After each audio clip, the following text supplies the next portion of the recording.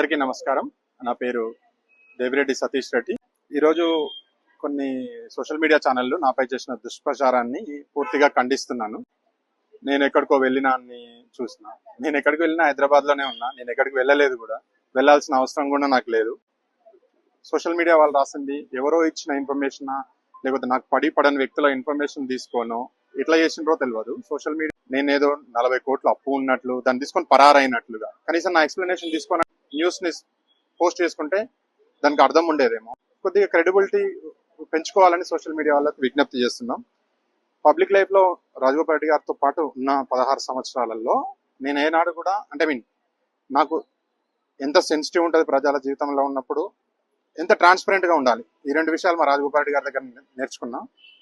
ఆయనకు ఇబ్బంది అయ్యే పని కానీ, నా కుటుంబానికి ఇబ్బంది అయ్యే పని కానీ నేను ఎప్పుడు చేయలేదు. కొన్ని సోషల్ మీడియా ఛానళ్ళ బాధ్యతారాహిత్యం వలన ఒక మనిషిని బతుకున్నప్పుడే చంపడం ఎట్లాగో ఈ న్యూస్ నాకు అనిపిస్తుంది. కొన్ని పార్టీలుగా విడిపోయిన సోషల్ మీడియా ఛానళ్ళు ఎవరో ఇచ్చిన ఇన్ఫర్మేషనో లేకపోతే ఒక వ్యక్తి మీద చెడు కల్పించాలనే మనస్తత్వంతో ఇచ్చిన వాటిని, వాడు ఒక పార్టీ వాడికి సంబంధించిన నాయకునికి సంబంధించిన వ్యక్తి అయినంత మాత్రాన మిగతా వాళ్ళని క్యారీ చేయడం అనేది ఇందులో దరిద్రం. రేపు నాకు జరగవచ్చు, బీయింగ్ కాంగ్రెస్ పార్టీ ఎమ్మెల్యే మనిషిగా, రేపు టీఆర్ఎస్ మనిషి కూడా కావచ్చు. కానీ కొద్ది క్రెడిబిలిటీ పెంచుకొని వ్యక్తిత్వం తెలుసుకొని రాస్తుంటే బాగుండేది. కూడా ఇంకొకటి కోరుతున్నా, చాలా మందిని వ్యక్తిగతంగా నేనేందో నల్గొండ జిల్లా వాళ్ళకి చాలా మందికి తెలుసు, దట్టు భువనగిరి పార్లమెంట్ వాళ్ళకి. దీనికి రాజకీయ రంగు పులమకుండా ఒక వ్యక్తికి, ఒక కుటుంబానికి క్యారెక్టర్ అసాసినేట్ చేస్తే ఎంత బాధ ఉంటుందో తెలుసుకోవాలని కోరుతున్నా. అండ్ దట్టు నాపై వ్యక్తిగతంగా రాజగోపాల్ రెడ్డి గారి పైన కానీ, కుటుంబ పరంగా కానీ బేస్లెస్ ఆరోపణల్ని ఇనీషియల్ గా స్ప్రెడ్ చేసిన 3 ఛానళ్ళు, తెలుగు స్క్రైబ్ అని, ఆవాజ్ తెలంగాణ అని, అండ్ నల్ల తాచు అని. అసలుకి ఏ క్రెడిబిలిటీ ఉంది అని అసలు నన్ను ఎక్స్ప్లెనేషన్ తీసుకోకుండా, నేను అందుబాటులో ఉన్నా, నా ఫోన్ లో ఉంది, నేను హైదరాబాద్ లో ఉన్నా, నా ఎక్స్ప్లెనేషన్ తీసుకోకుండా ఇంత వార్తని వేయొచ్చా అనేంత భయం కూడా లేకపోతే అసలుకి ఎవరి జీవితాలతో ఆడుకుంటారు. ఎవరైనా నాలంటోడు కాబట్టి భరిస్తున్నా. ఎందుకు నా పిల్లల మోహన్ చూసో, నన్ను నమ్ముకున్న వాళ్ళ గురించో, నా ఫ్యామిలీని చూసో. కానీ మామూలు అయితే చచ్చిపోతాడు.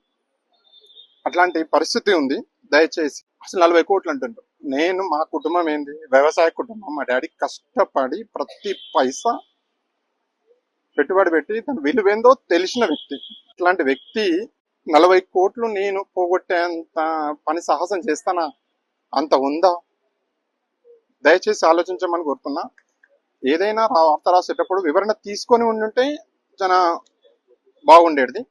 మా పేరెంట్స్ కానీ ఎంత ఇబ్బంది పడుతున్నారు అంటే, మనం ఏం పాపం చేసినాం, ఏం చేయకుండా ఇంత ఎందుకు జరుగుతుంది అనే ఒక మనోవేదన ఉంది. దయచేసి ఎవరి కుటుంబ ఎమోషన్స్ తో కానీ, వారి శ్రేయోభిలాషుల ఎమోషన్స్ తో కానీ, అండ్ పర్టికులర్ గా రాజగోపాల్ రెడ్డి గారు సొంత మనుషులు తప్పు చేస్తే కూడా క్షమించాడు. నేను చుట్టాన్ని తప్పు చేసిందంటే కూడా నిర్దాక్షిణ్యంగా బయటకు పంపిస్తాడు. అది నాకు తెలుసు, 16 సంవత్సరాలు చేసిన. అలాంటి వ్యక్తి దగ్గర తప్పు చేస్తే ఏం జరుగుతుందో నాకు తెలుసు. అంత తప్పే చేసే అవకాశమే ఉంటే రాజగోపాల్ రెడ్డి గారు 16 సంవత్సరాలు నన్ను భరించాడు. అదొకటి ఫస్ట్ పాయింట్ గుర్తుపెట్టుకోవాలి. దయచేసి నా ఎమోషన్స్ తో కానీ, రాజకీయ భవిష్యత్తుతో కానీ ఆటలాడుకునే వాళ్ళకి పద్ధతి కాదు. వీరందరి మీద చట్టపరంగా ఎవరైతే ఇనిషియల్ గా దాన్ని బేస్లెస్ ఆరోపణలతో నాకు చేశారో వారందరూ చట్టపరంగా, నేను డీసీపీ ఎల్బీ నగర్ గారిని, ఎస్హెచ్ఓ ఎల్బీ నగర్ గారిని కలిశాను. వారికి విషయం చెప్పాను. ఎవరు ఇది చేసిండ్రో దీన్ని కనుక్కుంటానని చెప్పి డీసీపీ గారు మాట ఇచ్చారు. నేను తొందరగా న్యాయం జరుగుతుందని చూస్తున్నా.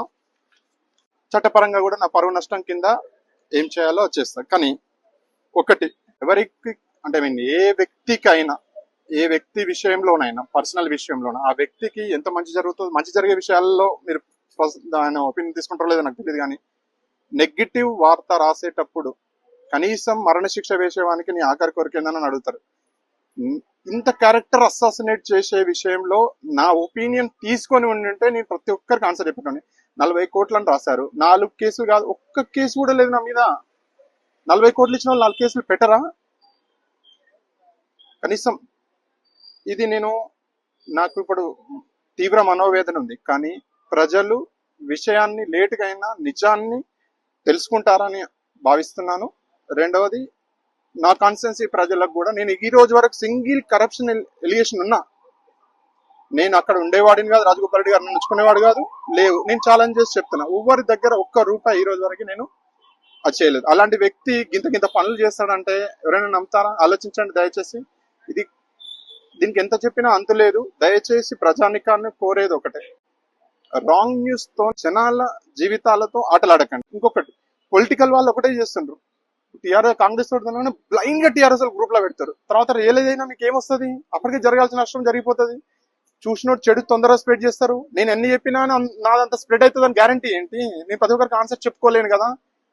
దయచేసి నా వ్యక్తిగత జీవితంతో ఆడుకునడం కంటే రాజగోపాల్ రెడ్డి గారి జీవితం వేల మందికి సంబంధించిన ఇష్యూ. దయచేసి అలాంటి దేవుడి లాంటి వ్యక్తి మీద బురద జల్లేటప్పుడు కొంచెం విజ్ఞత ప్రదర్శించమని కోరుతున్నా. Thank you very much.